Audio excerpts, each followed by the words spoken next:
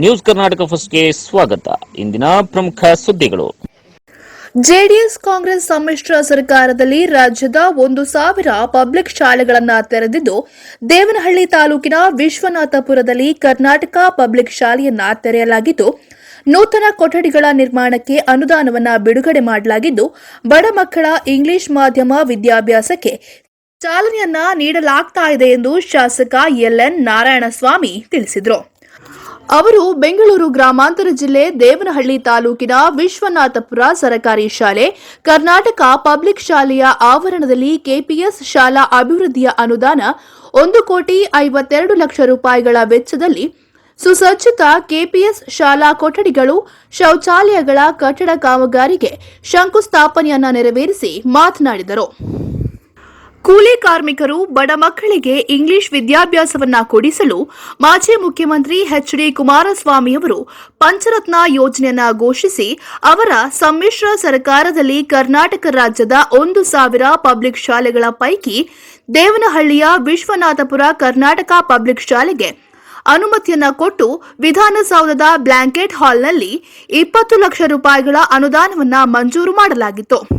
English medium ಓದುವಂತಹ ಬಡ ಮಕ್ಕಳಿಗೆ 1,52,00,000 ರೂಪಾಯಿಗಳ ವೆಚ್ಚದ ಕೊಠಡಿಗಳನ್ನು ನಿರ್ಮಿಸಲು ಚಾಲನೆಯನ್ನ ನೀಡಲಾಗಿದೆ ಎಂದರು. ಇನ್ನು ಇದೇ ವೇಳೆ ಜೆಡಿಎಸ್ ತಾಲೂಕು ಅಧ್ಯಕ್ಷ ಆರ್ ಮುನೇಗೌಡ, ಪ್ರಧಾನ ಕಾರ್ಯದರ್ಶಿ ಜಿಎ ರವೀಂದ್ರ, ಪಿಎಲ್ಡಿ ಬ್ಯಾಂಕ್ ಅಧ್ಯಕ್ಷ ಪಟಾಲಪ್ಪ, ಶಾಲಾಭಿವೃದ್ಧಿ ಸಮಿತಿ ಉಪಾಧ್ಯಕ್ಷ ಮರಗೊಂಡನಹಳ್ಳಿ ಜಗದೀಶ್, ವಿಶ್ವನಾಥಪುರ ಗ್ರಾಮ ಪಂಚಾಯಿತಿ ಅಧ್ಯಕ್ಷೆ ಮಂಗಳಾ ನಾರಾಯಣಸ್ವಾಮಿ, ಉಪಾಧ್ಯಕ್ಷ ವಿನಯ್ ಕುಮಾರ್, ಕುಂದಣ ಹೋಬಳಿ ಅಧ್ಯಕ್ಷ ಚಂದ್ರೇಗೌಡ, ಕಾರ್ಯಾಧ್ಯಕ್ಷ ಲಕ್ಷ್ಮಣ್, ಕುಂದಣ ವಿಎಸ್ಎಸ್ಎನ್ ಅಧ್ಯಕ್ಷ ದಿನ್ನೂರು ರಾಮಣ್ಣ, ನರಸಿಂಹರಾಜು, ಮುಖಂಡರಾದ ವಕೀಲ ಮನೋಜ್ ಗೌಡ, ಕಾಮೇನಹಳ್ಳಿ ರಮೇಶ್, ಬಾಲಕೃಷ್ಣ, ನೆರಗನಹಳ್ಳಿ ಶ್ರೀನಿವಾಸ್, ಹೇಮಂತ್, ಕೃಷ್ಣಮೂರ್ತಿ, ಹರೀಶ್, ಕೋಯ್ರಾ ಅಂಬಿಕಾ, ವಸಂತಕುಮಾರ್, ಕೋಯ್ರಾ ಮುನಿರಾಜ್, ಮಾರಸಂದ್ರ ಕೆಂಪಣ್ಣ, ಸೋಲೂರು ನವೀನ್, ಮನೋಜ್, ಗುತ್ತಿಗೆದಾರ ನಿಖಿಲ್, ದೇವನಹಳ್ಳಿ ಕ್ಷೇತ್ರದ ಶಿಕ್ಷಣಾಧಿಕಾರಿ ಪಿಎಂ ಕೊಟ್ರೇಶ್, ಶಾಲಾ ಶಿಕ್ಷಕರುಗಳಾದ ರಮೇಶ್, ನಾಗೇಶ್ ಹಾಗೂ ಇನ್ನೂ ಅನೇಕ ಶಿಕ್ಷಕರು, ಶಿಕ್ಷಕಿಯರು, ಜೆಡಿಎಸ್ ಮುಖಂಡರು ಹಾಗೂ ಗ್ರಾಮದ ಜನತೆ ಈ ಸಂದರ್ಭದಲ್ಲಿ ಹಾಜರಿದ್ದರು. ವಿಶ್ವನಾಥಪುರ ಸರಕಾರಿ ಶಾಲೆ, ಕರ್ನಾಟಕ ಪಬ್ಲಿಕ್ ಶಾಲೆಯ ಆವರಣದಲ್ಲಿ ಗುದ್ದಲಿ ಪೂಜೆಯನ್ನ ನೆರವೇರಿಸಿ ಶಾಸಕ ನಿಸರ್ಗ ನಾರಾಯಣಸ್ವಾಮಿ ಮಾತನಾಡಿದರು. ಮಾಜಿ ಮುಖ್ಯಮಂತ್ರಿಗಳಾದ ನಮ್ಮ ನಾಯಕರಾದಂತಹ ಕುಮಾರಸ್ವಾಮಿ ಕರ್ನಾಟಕ ರಾಜ್ಯದಲ್ಲಿ 1,000 ಇಂಗ್ಲಿಷ್ ಪಬ್ಲಿಕ್ ಶಾಲೆಯನ್ನ ಮಂಜೂರಾತಿಯನ್ನು ಕೊಟ್ಟರು. ಈ ಪಬ್ಲಿಕ್ ಶಾಲೆಯನ್ನ ಮಂಜೂರಾತಿ ಕೊಡೋ ಉದ್ದೇಶ ಏನಪ್ಪ ಇತ್ತು ಅಂತ ಹೇಳಿದ್ರೆ, ಕೂಲಿ ಕಾರ್ಮಿಕರು, ಬಡತನದಲ್ಲಿರ್ತಕ್ಕಂಥ ಆ ಕಾರ್ಮಿಕರ ಮಕ್ಕಳಿಗೆ ಇಂಗ್ಲಿಷ್ನ ವಿದ್ಯಾಭ್ಯಾಸ ಕಲಿಸ್ಬೇಕು ಅಂತೇಳಿ ಕುಮಾರಣ್ಣವರು ಪಂಚರತ್ನಗಳು ಯೋಜನೆ ಅಂತ ಏನೀಗ ಘೋಷಣೆ ಮಾಡಿದ್ದಾರೆ. ಈ ಒಂದು ಕಾರ್ಯಕ್ರಮಕ್ಕೆ ಮುಂಚೆನೆ ಅವರ ಸಮ್ಮಿಶ್ರ ಸರ್ಕಾರದ ಅವಧಿಯಲ್ಲಿ ಕರ್ನಾಟಕ ರಾಜ್ಯದ 1,000 ಪಬ್ಲಿಕ್ ಶಾಲೆಗಳ ಪೈಕಿ ನಮ್ಮ ದೇವನಹಳ್ಳಿಯಲ್ಲಿ ವಿಶ್ವನಾಥಪುರ ಶಾಲೆಗೆ ಒಂದು ಅನುಮತಿಯನ್ನು ಕೊಟ್ಟು ಆ ಶಾಲೆನ ಅಭಿವೃದ್ಧಿಪಡಿಸೋಕ್ಕೆ ಹಾಗೆ 20 ಲಕ್ಷ ರೂಪಾಯಿಗಳನ್ನು ಅನುದಾನವನ್ನು ಸಹ ಇದರ ಜೊತೆಯಲ್ಲಿ ವಿಧಾನಸೌಧ ಬ್ಯಾಂಕೆಟ್ ಹಾಲ್ನಲ್ಲಿ ಚಾಲನೆ ಕೊಟ್ಟು ಒಂದು ಉದ್ಘಾಟನೆಯನ್ನು ಮಾಡಿದ್ರು. ತದನಂತರ ಈ ಶಾಲೆಗೆ ಇವತ್ತು ಇಂಗ್ಲಿಷ್ ಮೀಡಿಯಂ ಓದುವಂಥ ಬಡ ಮಕ್ಕಳಿಗೆ ಗೌರ್ಮೆಂಟ್ ಕೊಟ್ಟಂಥ ಶಾಲೆಗೆ ಹೊಸ ಕಟ್ಟಡವನ್ನು ನಿರ್ಮಾಣ ಮಾಡಬೇಕು ಅಂತೇಳಿ ಇವತ್ತು 1,52,00,000 ರೂಪಾಯಿಗಳ ವೆಚ್ಚದ ಕೊಠಡಿಯನ್ನು ಇವತ್ತು ಈ ಶಾಲೆಗೆ ಕೊಟ್ಟಿದ್ದೀವಿ. ಇವತ್ತು ಈ ಶಂಕುಸ್ಥಾಪನೆಯಾಗಿದೆ. ಏನು ಇವತ್ತು ಗುತ್ತಿಗೆದಾರರಿಗೆ ನಾನು ಸೂಚನೆಯನ್ನು ಈಗಾಗಲೇ ಕೊಟ್ಟಿದ್ದೀನಿ.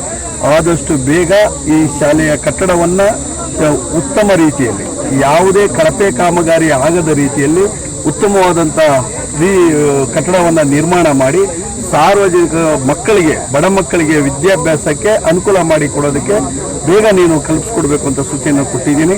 ಮುಂದಿನ ದಿನಗಳಲ್ಲಿ ನಮ್ಮ ಪಂಚರತ್ನ ಯೋಜನೆ ಜಾರಿಗೆ ಬರೋದಕ್ಕೆ ಈ ರಾಜ್ಯದ ಜನತೆ ಸಹಕಾರ ಕೊಟ್ಟರೆ ಪ್ರತಿ ಪಂಚಾಯಿತಿಯಲ್ಲೂ ಕೂಡ ಇಂಗ್ಲಿಷ್ ಮೀಡಿಯಂ ಶಾಲೆಯನ್ನು ತೆರೆಯೋದ್ರ ಮೂಲಕ, ಯಾಕೆಂದರೆ ಖಾಸಗಿ ಶಾಲೆಯಲ್ಲಿ ಲಕ್ಷಾಂತರ ರೂಪಾಯಿ ಡೊನೇಷನ್ ಅನ್ನು ಕೊಟ್ಟು ಮಕ್ಕಳನ್ನು ವಿದ್ಯಾಭ್ಯಾಸ ಮಾಡಿಸೋದಕ್ಕೆ ತುಂಬ ಕಷ್ಟದಲ್ಲಿರ್ತಕ್ಕಂಥ ಕೂಲಿ ಕಾರ್ಮಿಕರಿಗೆ ಒಂದು ಆಧಾರ ಸ್ತಂಭವಾಗಿ ಇವತ್ತು ನಮ್ಮ ಮುಖ್ಯಮಂತ್ರಿಗಳಾದ ಮಾಜಿ ಮುಖ್ಯಮಂತ್ರಿಗಳಾದ ಕುಮಾರಣ್ಣವರು ಇವತ್ತು ಈ ಒಂದು ವ್ಯವಸ್ಥೆಯನ್ನು ಕೊಟ್ಟಂಥದ್ದು.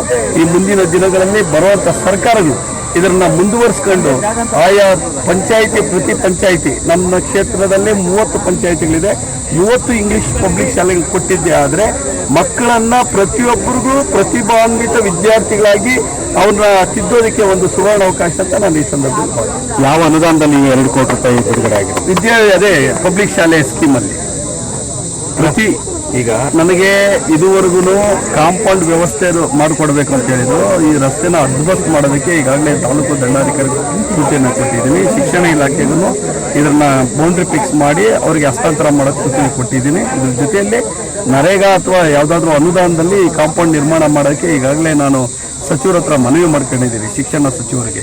ಇಂಥ ಒಂದು ದೊಡ್ಡ ಹೈವೇ ರೋಡ್ಗೆ ಇರ್ತಕ್ಕಂಥ ಜಾಗನ ಭೂಗಳ್ಳರು ಇದನ್ನ ಆಕ್ರಮಣ ಮಾಡೋ ಎಲ್ಲ ಅವಕಾಶಗಳಿರೋದ್ರಿಂದ ಕೂಡಲೇ ಇದು ಸರ್ಕಾರ ನಮ್ಮ ಏನು ಶಿಕ್ಷಣ ಇಲಾಖೆಗೆ ಒದಗಿಸಿಕೊಟ್ಟಿದ್ದೀವಿ ಆ ಸ್ಥಳದ 4 ಮೂಲೆಗಳನ್ನು ಗುರುತಿಸಿ ಅದಕ್ಕೆ ಬೌಂಡ್ರಿ ನಿರ್ಮಾಣ ಮಾಡೋದಕ್ಕೆ ನಾನು ಸರ್ಕಾರದಲ್ಲಿ ಮನವಿ ಮಾಡ್ಕೊಂಡಿದ್ದೀನಿ. ಅದಕ್ಕೆ ಬೇಕಾದಂಥ ಅನುದಾನವನ್ನು ತೆಗೆದುಕೊಳ್ಳೋದಕ್ಕೆ ಸರ್ಕಾರದಲ್ಲಿ ಮನವಿ ಮಾಡ್ಕೊಂಡಿದ್ದೀನಿ.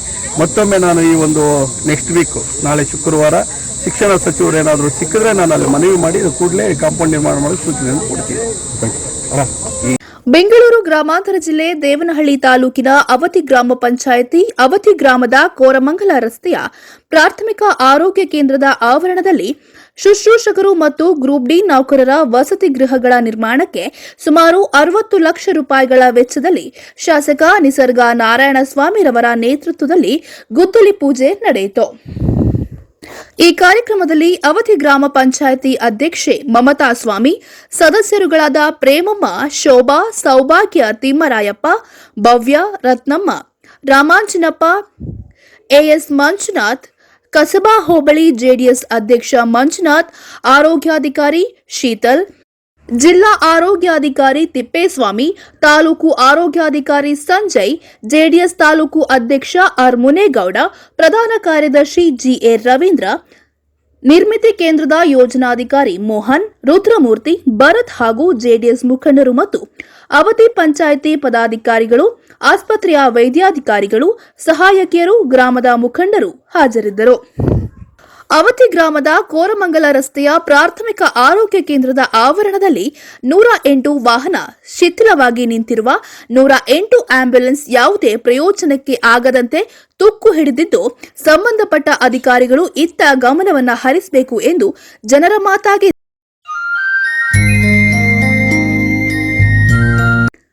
ಅವತಿ ಗ್ರಾಮದ ಪ್ರಾಥಮಿಕ ಆರೋಗ್ಯ ಕೇಂದ್ರದ ಆವರಣದಲ್ಲಿ ಶುಶ್ರೂಷಕರು ಮತ್ತು ಗ್ರೂಪ್ ಡಿ ನೌಕರರ ವಸತಿ ಗೃಹಗಳ ನಿರ್ಮಾಣಕ್ಕೆ ಗುದ್ದಲಿ ಪೂಜೆಯನ್ನು ಸಲ್ಲಿಸಿದ ಶಾಸಕ ನಿಸರ್ಗ ನಾರಾಯಣಸ್ವಾಮಿ ಮಾತನಾಡಿದರು. ಎಷ್ಟು 60 ಲಕ್ಷ ಇದು? 60 ಲಕ್ಷದಲ್ಲಿ 4 ಬಿಲ್ಡಿಂಗ್ ಇದೆ. 4 ಲಕ್ಷ 30 ಚದರ ಬಿಲ್ಡಿಂಗ್. ಇಲ್ಲಿ ಆಸ್ಪತ್ರೆ ಕೆಲಸ ಮಾಡುವಂಥ ನರ್ಸ್ಗಳಿಗೆ ಮತ್ತು ಡಾಕ್ಟರ್ಗೆ ಕ್ವಾರ್ಟರ್ಸ್ ನಿರ್ಮಾಣ ಮಾಡೋದಕ್ಕೆ ಬಾಧಿತ ಪ್ರದೇಶಗಳ ಅಭಿವೃದ್ಧಿ ಒಂದು ಹಣವನ್ನು ಒಂದು 60 ಲಕ್ಷ ರೂಪಾಯಿ ವೆಚ್ಚದ ಕಾಮಗಾರಿಯನ್ನು ಇವತ್ತು ಶಂಕುಸ್ಥಾಪನೆ ಮಾಡಿದ್ದೀವಿ. ವಿತಿನ್ 6 ಮಂತಲ್ಲಿ ಅದನ್ನು ಫಿನಿಶ್ ಮಾಡಿ ಲೋಕಾರ್ಪಣೆ ಮಾಡೋದಕ್ಕೆ ಸೂಚನೆಯನ್ನು ಕೊಟ್ಟಿದ್ದೀನಿ. ಉತ್ತಮ ಗುಣಮಟ್ಟದ ಕಾಮಗಾರಿಯನ್ನು ಮಾಡಬೇಕು ಅಂತ ನಾನು ಸಂಬಂಧಪಟ್ಟ ಇಂಜಿನಿಯರ್ ಸೂಚನೆ ಕೊಟ್ಟಿದ್ದೀನಿ. ಆದಷ್ಟು ಬೇಗ ಸಾರ್ವಜನಿಕರಿಗೆ ಅನುಕೂಲ ಆಗೋ ರೀತಿ ವೈದ್ಯರಿಗೆ ಇಲ್ಲಿ ಸ್ಥಳಾವಕಾಶ ಮಾಡಿಕೊಟ್ರೆ ಇಲ್ಲಿರ್ತಕ್ಕಂಥ ಎನಿ ಟೈಮ್ ಬಂದಂಥ ಅನಾರೋಗ್ಯದಿಂದ ಬಳುವಂಥ ರೈತರಿಗೆ, ಬಡವರಿಗೆ ಒಂದು ಆರೋಗ್ಯದ ಹಿತದೃಷ್ಟಿಯಿಂದ ಈ ವ್ಯವಸ್ಥೆ ಜಾರಿ ಮಾಡಿದೆ ಅಂತ ನಾನು ಈ ಸಂದರ್ಭದಲ್ಲಿ ಗೊತ್ತಿದ್ದೀನಿ.